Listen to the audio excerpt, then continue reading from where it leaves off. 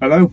So I thought I'd do another video, this time all about the interior and what plans I have for it really. Because I'm not going to be using this on any tracks or doing any racing, it's really just a road car for me and just to enjoy the car in its normal function on the road. I'm going to make a few changes to make it more to my liking and just to modify it around a bit really. I mean, as you can see, I've still got this seat fitted and it's okay, and I know lots of people like them and it's really great for racing, but I just can't get comfy in it. And I drove this car back about 3 hours, 170 miles, and I just felt curved up and bent up from it.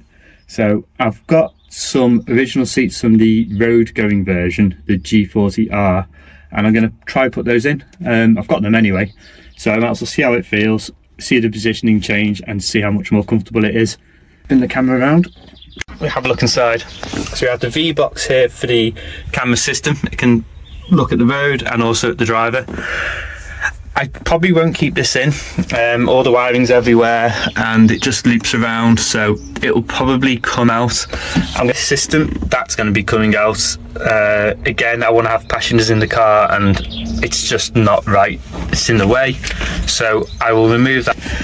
The doors, they're just a simple kind of fiberglass door with a pull, a very cheap kind of feeling plastic winder, so these might get changed around. Some of these screws I don't like, one's missing, and also with this being carbon fibre down at the bottom, I think I'm going to make a carbon fibre one of these. I just like carbon fibre, to be honest, and it will match in with everything else. That's the fuse box panel cover, so off that comes. Simple thing. I need to make sure I know which fuses are which, but that's all in there. But yeah, I'm just going to tidy up some of these bolts and change things around a bit, neaten things up. I want to put a 12 volt digi gauge in, probably down here maybe, just so I know the alternator's charging. When I bought the car, it did have a bad alternator, so it's got a brand new alternator on, so it'd just be nice to see the voltage. There's no other dials for that one. See the volt gauge, the roof itself, and I believe the road going versions have a kind of headlining which you can still see where the bars are, and it looks quite smart, so that'd be something I'd quite like to put in as well, like I say, just for road. The driver's seat I run using just the inertia, and the passenger seat has got that. At the back I just need to fit it down on the frame as well, which I have got in a spares package. Cheers all. One big interior change is I'm going to whip these seats out. I'm going to put this seat off to the side for a minute, and then on the driver's side I can try this one and also try the road version seat and see which one I quite like to use instead. Fire extinguisher's out already, just got to get rid of one of these pull cables and where the extinguisher would go through that hose. Otherwise, we're making good progress so far on the changes I've got planned. Seats out, and I found dinner, a 5-year-old protein bar. That's always a bonus. No money, which is quite disappointing. A few sheet wrappers, but right, I'll start putting the second seat in. Reference, here's the driver's seat before I start, and that's the new passenger seat in place. So yeah, let's see how it looks when I get the chair out and see what I find. That's the seat out now. This side's got a mat, bit of carpet and some underlay as well, so that side didn't, the passenger side, so that might be interesting to get hold of a fresh piece of that as well. I'll give this a quick hoover up and then we'll get the other seat in. So I've got the Cobra Monaco, I think it's called, seat in now, and it is a budget seat, you know, compared to the Tillis, but I can actually get in and out of it now a lot easier, which is a benefit to me. I've still got it on the runner, so I can move it backwards and forwards. And yes, the base isn't the comfiest. It doesn't feel very padded, but the back just feels about the same as the Tillit in comparison for me. So I'm going to give it a drive round this weekend, as long as the weather's good, and just see how I feel with it all. Yeah, I mean, I think it's going to be better for me driving around the roads, so I would like to match, but I will try the same as the passenger seat in the driver's side, just to get a comparison before I do anything else. But the till it can go. I'm not going to use it.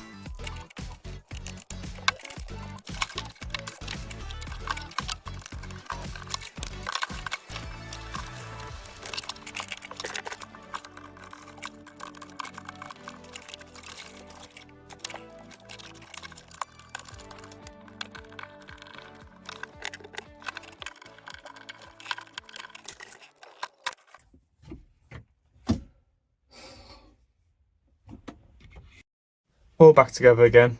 So carbon fibre front panel, and then I've started to dress the car a little bit nicer than those kind of standard bolts. Everything's really dusty at the moment, needs a good hoover. I did originally put these style faces the wrong way around. Clever me. It's all back together now as it should be. I can hear the rod being pulled, and then if I power on, you'll see the new voltmeter kick in. Just something I like to see on the car when I'm driving. And then if I put ignition on, then these all come to life. So that's all good, it's all fine. Nice to have it back together again. Bit more involved than I was expecting when I took the original panel off. I thought it'd just be a case of dropping all these buttons out, making a new panel. In the end, every single one needed 2 wires, unsoldering and resoldering back, reheat shrinking, and then putting it all back together. So it was a little bit more involved, but I'd gone past the point where I knew I wanted to do it, so we just had to carry on. That's going to be the only interesting bolt to try and change for nice. It's underneath the panel, so don't know how I'm going to get to that at the moment, but we'll see when we get to it. But yeah, that's the main dashboard control panel kind of all done and working. Quick little video just showing the 3D printer. It's an Anet A8. It's really old now. It's very basic, manual leveling, but it's done me really well. It's about a 10-year-old design, and you build it in a kit form, build it up, and yeah, it's always done really well for me. It's not the neatest of prints. I do have to try and make sure that the bed is really either warmed up well or glued up, but I've got some good items out of it. I have printed some mounts to go onto the roll bar so I can put the camera down on in the car, and this is now a mount one side for the rear view mirror. Once that's done, I'll set the second one off, and hopefully it's going to look a lot neater than the ones which are on there now, which don't really fit very well. Wrong size tube. We'll let that finish. I'll pop that one off, start a new one, then I'll video fitting them and swapping over. You can see the mounts here on the back of the rear view mirror. The cable tie just wrapped around where the screws should come through. The bolts, if it had a reverse cap here, you can't do that with the roof, as I've already mentioned, I think. So my new ones I've made will be able to get around that issue. If it clicks on nicely, I'll just show you there. And then we can use the pre-built in part for the zip tie to go through its own little channel. Hopefully look quite neat. So I'm going to set the camera up now and get fitting them.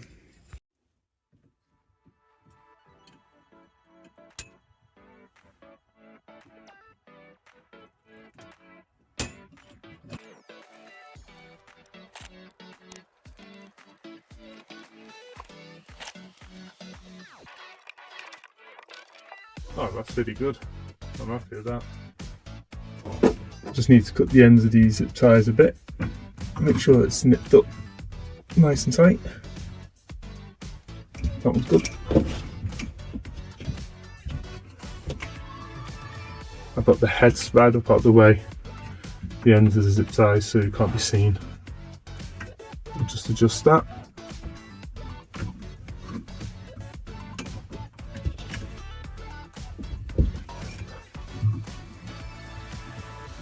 And nip that up tight.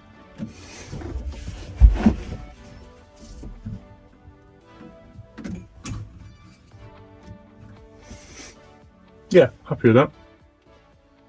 Behind you can see the new mount on here, fits well, both on really good. Just going to cut these ends. Yeah, looks really neat that. I'm really happy with how that one's worked out. Much neater. I can probably nip that one up a little bit more without moving the mirror. Yeah, looking good. Happy with that mod.